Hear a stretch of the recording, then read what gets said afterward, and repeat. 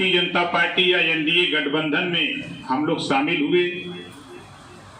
शामिल होने के बाद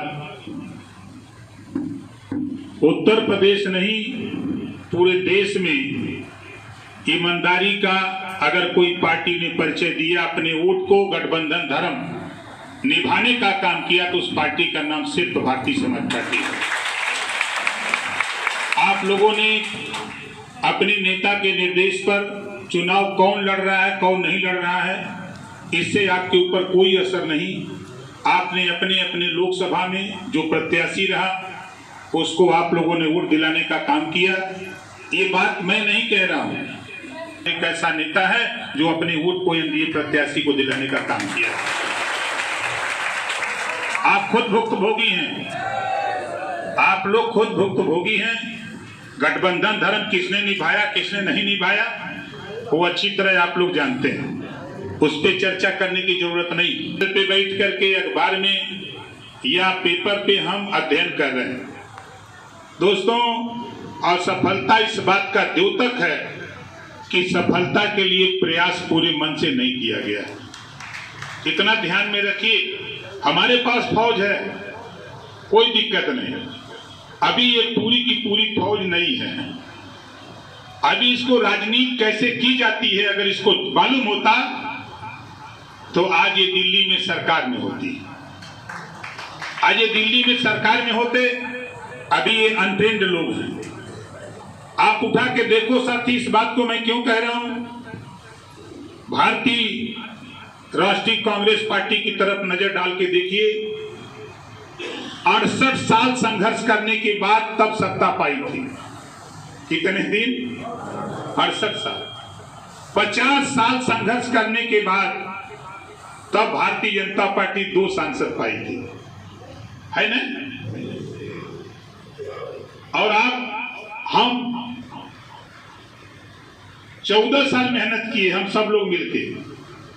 जब आप लोगों की मंशा हुई कि नहीं, हम लोगों को अब विपक्ष के द्वारा उपेक्षा की जा रही है, तो मैंने सोचा कि थोड़ा सत्ता का स्वाद चखा दें आपको। तो फिर जबरी मैं आपको सत्ता में ले गया, आप लोगों की भावनाओं को देखते हुए। और सत्ता में जाने के बाद कुछ तो आनंद आप लोगों को आया ही होगा। कुछ आया था कि नहीं? पिछली सरकार का आया था। फिर सत्ता से हटे तो आपको निराशा आई। सत्ता से हटने के बाद आप बताओ, पार्टी बढ़ी कि घटी? जोर से बोलो। कितने लोगों को समझ में है कि सत्ता से बढ़ी? जरा हाथ उठाइए। बढ़ी ना? अब चुनाव हम लोग लड़े दूसरी पार्टी से। देश में एक इतिहास है, देश में प्रदेश में एक इतिहास है कि विरोध में लड़ने वाली पार्टी फिर सत्ता की पार्टी में जाके मंत्री बन गए। बोलो सही है कि गलत? हम लोग सत्ता के विपरीत लड़े और सत्ता में फिर चले गए। अब आप सोचो, हमारे एक दुश्मन नहीं है। कल तक तो 1 लाख से ज्यादा गरियाते थे लोग, और वो हमारी बिरादरी के ज्यादा गरियाते थे पहले। अब वो संख्या घटते घटते 1000 में आ गई है।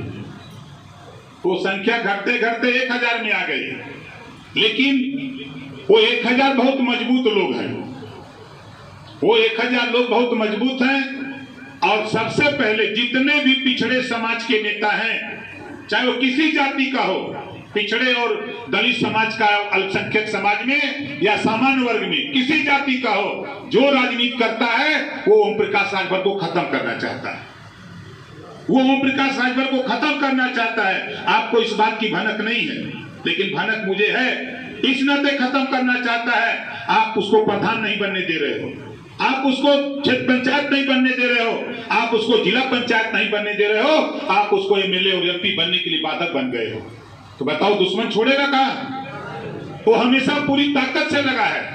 और हम सोच रहे हैं कि दुश्मन खत्म हो गया, दुश्मन बचा है, एकदम चुनिंदा है। अब दुश्मन से टकराना है, और दुश्मन से टकराने की कुवत आपको बता दूंगा, किसी में हो न हो, लेकिन ओम प्रकाश राजभर के पास तो है। ऐसे सभी ओम प्रकाश राजभर का विरोध करने वाले लोगों को जमीन में दफना के दिखाऊंगा। घबराओ नहीं, 5 साल खाली इंतजार करो, थोड़ी सी ताकत पैदा करो, थोड़ी सी ताकत पैदा करो। ऐसे लोगों की औकात ना दूंगा मैं। हमारी बात बहुत कड़वी होगी। इन लोगों को घमंड है कि ओम प्रकाश राजभर बनने के लिए भगवान राम की तरह 14 साल वन में भटकना पड़ेगा। यहाँ जितने लोग हो, आप बताओ कोई गांव, कोई पूर्वा 14 साल में ओम प्रकाश राजभर न गए हो? अब हम देने लायक बनने जा रहे हैं। अभी तो हम गांव में आपको समझा रहे थे, अब हम आपको ले आए हैं। दुश्मन के छाती पर चढ़ के हम आपको हिस्सा देने जा रहे हैं। बता देना उन लोगों को जिन लोगों ने कल तक पूरे समाज को गाली दी जाती थी, कल तक पूरे समाज को गाली दी जाती थी, तो हम लोग नहीं बोलते थे, हम लोग बर्दाश्त करते थे और साथ देते थे। अब आज तरह तरह की बात करते हो। घबराओ नहीं, ये वो फौज है कि पूर्वांचल में जो चाहूंगा वही ये फौज करेगी। तुम्हारे औकात नहीं है। तुमने जो किया अच्छा किया, तुमने जो किया अच्छा किया। तूने तो न्योता दिया है ओम प्रकाश राजभर को, तुमने न्योता दिया है, और जब न्योता आएगा तो न्योता भी भरपूर वापस करूंगा। घबराओ नहीं, वापस करूंगा मजबूती से। याद कर लेना, क्योंकि ये जानते हो कि जब शेर जगता है ना, तो फिर किधर वार करेगा कोई पता नहीं। इतना मैं आपसे कहूंगा, सभी साथी जिम्मेदार लोगों, देखो अब राजनीति सिखाने निकला। अभी तक तो मैं आपको संगठन चिल्लाता था, अब राजनीति की तरफ ले चलता हूं। एक और एक जोड़ोगे तो 2 होगा। इसको गणित कहते हैं। क्या कहते हैं? गणित। अब बताओ कितने लोग राजनीति करना चाहते हो? हाथ उठाओ। राजनीति करना चाहते हो? अब 1 की 11 करना है। 1 के आगे 1 लिखोगे तो क्या होगा?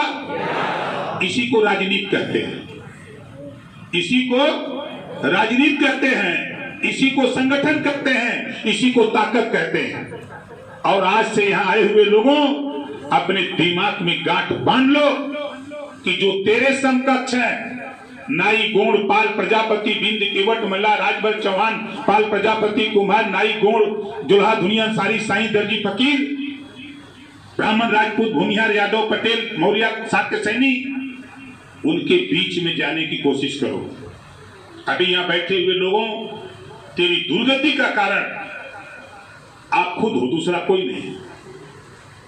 आपने बार बार मैं समझाता हूं, लेकिन आप भूल जाते हो। लेकिन अब भूलने नहीं दूंगा, अब आपको भूलने भी नहीं दूंगा। आपके नमस्कार, मैं हूं मानक गुप्ता। अगर आपको हमारा ये वीडियो पसंद आया हो तो इसे लाइक और शेयर जरूर करें, और हाँ, हमें सब्सक्राइब और फॉलो करना ना भूलें, ताकि आप देश और दुनिया की कोई खबर मिस ना करें। तो जुड़े रहिए हमारे साथ और देखते रहिए News 24।